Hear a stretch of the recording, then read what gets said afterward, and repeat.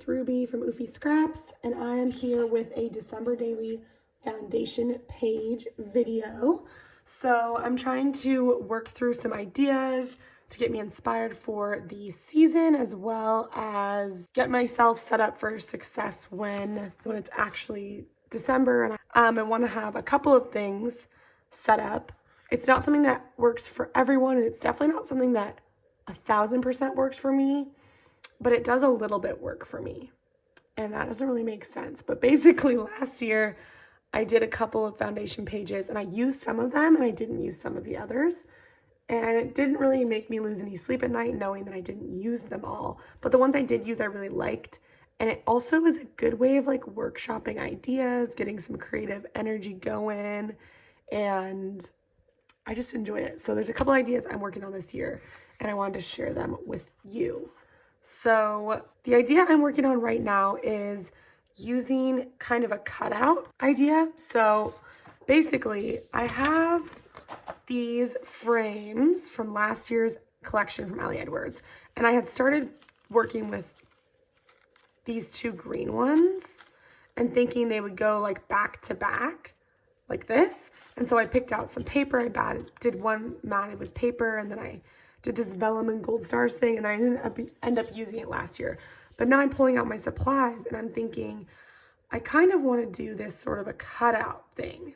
And so I'm going to do like a greenish page, and then I have a red one and a cream one, and I might do that on the next page. So they're going to be back to back. This is all kind of confusing, but you will understand as I go on. What I'm figuring out right now is the orientation. So I can't really do it this way. It wouldn't really fit. And I don't want it to like look like that. I want it to be contained within the borders of this 10x8 paper. So I kind of like the idea of it being diagonal. I would prefer it to be more like this, but it's a little too close to the edge for me because it's like barely gonna fit. And I'm gonna have to cut around, and it's gonna be cut through, and I don't know if I like the way that looks. It's like a little too close to the edge for me. I think especially because there's this diagonal stripe, it's kind of throwing me off, because I feel like if I go like this, the angle is competing with the diagonal stripe. And it's honestly giving me a headache to look at. But maybe I will look at the red one instead because it's easier to look at. So like that, I think it could be cool. I could also do it like this or like this, but I think doing it like this for some reason reminds me too much of like a movie strip. Something about it is a little too linear. So if I don't like the way this stripe looks, I could also use this green one, but it's just really busy. Do I have any other green pattern paper I could use? Okay, so I found this paper, which I think might be better. It's a little less like overwhelming to look at. But I'm trying to decide if this is like too something.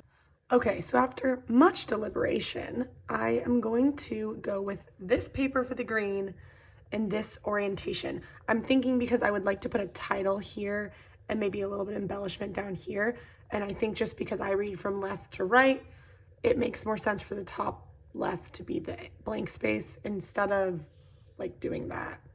But are there real rules? No, there are not. But I do want to keep in mind, I have just a page protector. This is going to be an outside the page protector layout, but I do want to keep in mind where I will have to punch my holes eventually. So there's going to be a hole right here and a hole right here. So I don't want this to be like interfering with that, obviously. So just keeping that in mind. So basically what I'm going to do is I'm going to tape them down so they stay in place. I'll trace the inside and the outside, and then I'll basically cut with my X-Acto knife in this sort of between area, because I don't want to cut right here. I want it to be a little bit in so you don't see the paper poking through, but I don't want to cut so far in that this falls through. So that might be a little bit confusing, but hopefully you guys will be able to see when you watch me doing it. But yeah, so yeah, that's the plan, and we will catch up in a little while. Okay, so now we're getting to the actual cutting part. There's a lot of explaining before this. I hope you guys were able to bear with me on that. But now we're going to get into some actual action. So like I said, I'm using my pencil to outline the actual frames themselves. so I know where those guys are gonna land on my page, and then I'm gonna cut between that outline. It's very difficult to see on this super patterned paper, but I will hold it up at the end and you'll be able to kind of see, and then obviously when I cut it out, it'll be obvious for you guys. I was using the green frames that had a few of the squares filled with the vellum and the paper, but it was a little tricky to trace because there was obviously something in the way. So I ended up just using another blank of those frames to trace it. Now, just super quickly with my cutting knife and my ruler, I'm cutting between the lines. So this is again very difficult to see, but essentially cutting a square that's bigger than the hole in the frames themselves, but smaller than the outside thickness of the frame. And you can see it lines up perfectly. Okay, so I did go ahead and cut that out. I started off by using my ruler, and then I realized it doesn't need to be straight because none of this is going to show. All of these edges are going to be covered by the little film strips.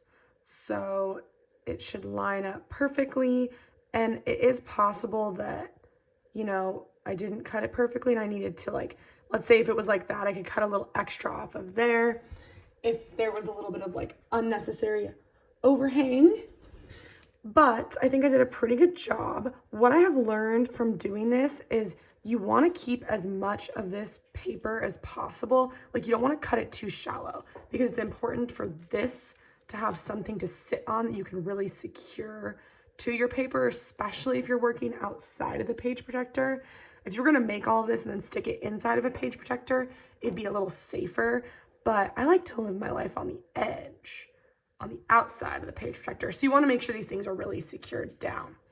So now that I have this, which maybe seemed like a tricky part, the real tricky part is making sure that the second page or the reverse of this matches up perfectly so that when I'm putting everything together, the transparent parts are both lined up. So it might be confusing, but what I've realized is this is going to be the page 1, and then I'm going to turn it, and this will be page 2. So for my brain, I'm just going to line them up like that. So it's going to be like this, and then I turn it, and it will be like this. And the simplest way for me in my brain is to just now trace this onto the white paper. And then pretty much go along those exact lines because I know that should work. So I'm just going to use my pencil.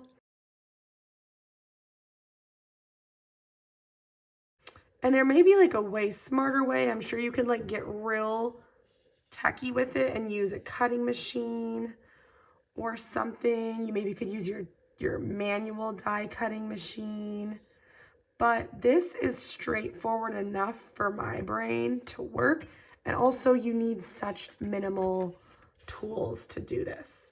So I'm just gonna triple check. You know, I took wood shop in high school and college. You measure twice, cut once. Because if you cut wrong, then you're pretty much screwed. So that will look like that. And then on this side, the strips will be like this. Yeah, okay. So now I'm gonna do the same thing, but I'm gonna cut on these lines because these are the actual cut lines from my previous page. Whereas before I was cutting like a little past the trace lines. I'm hoping this is making sense to you guys. So we're all hoping for the best. But yeah, I'm just gonna cut this out and then I'll be back at you guys with the next part of this little video. So doing the same thing I did on the previous page, I just wanted to keep this in because the white is a little bit easier for you guys to see. Okay, so I got this guy all cut up, and the moment of truth is they line up. And I didn't accidentally do the pattern upside down. And of course there's like a little bit of, I could trim a little bit of the white off if that is noticeable when I put the transparent little pieces on. If it's super obvious, I can go through and cut that out. But essentially, it's gonna look, so it's gonna look like this on this side, give or take. And then when you flip it over, so like I have this vellum element that will be transparent. I'm also thinking of taking a 2x2 page protector and cutting a little bit of page protector out and making a shaker pocket on this bottom strip. so I can have some confetti on both sides. And then when you flip it over, it's gonna look like, so I'm super excited about how this is looking. I think it's gonna be really cool. I don't know if these will be stories, like it won't be necessary. I don't know necessarily if this will be one story, both pages will be one story, or if they'll be separate stories, but I don't think it matters. I think that the color could make it be separate, but it also could be the same concept. It won't bother me if I use two stories for this, because even though it's the same like design concept, I think it's just an easier way. Also for me, I know this will work because there's a lot of space for photos, as I am a multiple photo person. I like use a lot of pictures. That's like one of the biggest struggles for me in scrapbooking, is picking only a few photos, like paring down my photo options. I want to use all of them. So I think this will be great, but I will have at least 2 or 3 squares that are not photos, because I'm definitely gonna have one that's pattern paper, one that's vellum, and I think I'm gonna have one more that's like a shaker pocket. So anyways, I'm gonna continue messing around with this and you guys will just see the sped up version, but I'm just gonna start attaching things down and getting it a little bit more constructed so that it's more prepared for when I'm ready to document. Also, I wanted to say all these little cutout squares, they're pretty much 2x2 squares. So you could save them for putting in a 2x2 pocket, but you can also just save them for like, you know, punching out a star or whatever. There's nothing wrong with this paper. And, you know, there's a decent amount of it to be used. So always trying to be a little bit thrifty or a little bit eco-friendly. Reduce, reuse, people. Anyways, I'm going to get back to working on this, speed you guys up, and you will get back to voiceover Ruby. Okay, so like I said, I'm just going to go ahead and adhere everything down. This is super boring to watch, but I wanted to keep it in just so it's super clear for you guys if you wanted to see exactly how I was doing it. This is a fairly simple process overall once you understand it, but I think that it is something visually that makes more sense if you watch it versus me trying my best to just explain it. So that's why I wanted to keep all of this in here for you guys. Hopefully you're enjoying it. I know it's a little different from my format of most of my videos, but I wanted to try something new and see how you guys liked it. So now I'm taking a little piece of scrap page protector from a page protector I cut up for a different project, and I'm using my fuse tool to create a little square pocket so I can create a shaker pocket. So because this page is going to cut through and be double-sided basically, I wanted to create another element like the vellum that will go through both sides.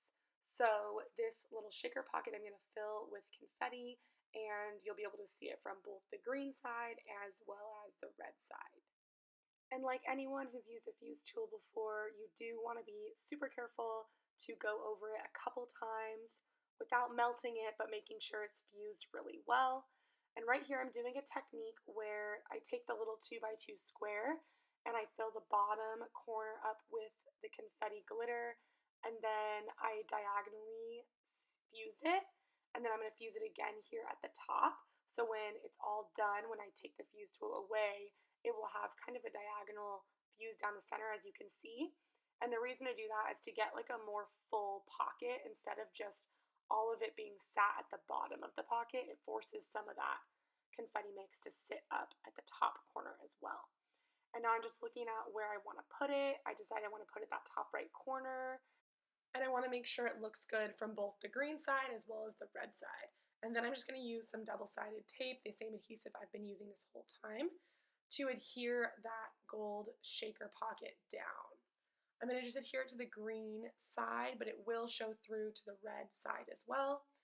And right now I'm going to leave both these pages separate from each other, but once I have the stories and photos in December, I will attach them together. So I'll adhere them back to back, the photos will be in there, and you will be able to see them as one page flipping together, if that makes sense.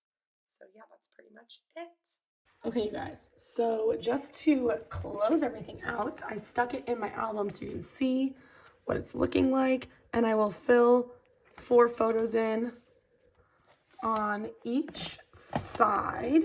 It's a little confusing because there's crap behind it, but I'm really excited about how this came out. I think it's a really cool, just little concept. What I've realized is trying to make simple pages is a lot more time consuming somehow. This took me a long time to do. I would be lying if I said it didn't, but you could also definitely do this without the transparent aspects, you know, just photo strips and excluding the cutting in half, whatever, windows situation. But it's just a little idea that I came up with and I wanted to play with after doing this window idea. It's similar concept, but a bit of a different way of approaching it. But yeah, I hope you guys enjoyed coming through this process with me, and we'll see how it all the way comes together when I'm actually documenting whatever story this ends up being. I'm just gonna leave it separated so that I can just adhere the photos from behind when I'm doing that, and then I will attach them all together once the story is done. I also will obviously like probably be adding some sort of a title in this area.